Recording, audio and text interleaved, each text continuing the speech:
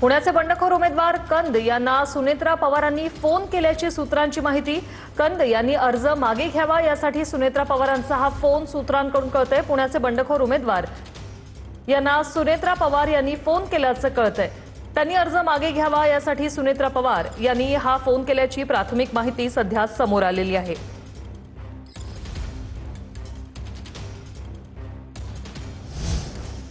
अहिल्यानगर विधान परिषदेतील अपक्ष उमेदवार करण ससाणे हे नॉट रिचेबल झालेत। मवियाचं एकमत न झाल्याने करण ससाणे हे अपक्ष म्हणून रिंगणात उतरलेले आहेत। निवडणूक बिनविरोध करण्याचा भाजपचा प्रयत्न आहे। अहिल्यानगर विधान परिषदेतील अपक्ष उमेदवार करण ससाणे हे नॉट रिचेबल। मवियाचं एकमत न झाल्याने करण ससाणे हे अपक्ष म्हणून रिंगणात उतरले। मात्र ही निवडणूक बिनविरोध करण्याचा भाजपचा प्रयत्न आहे।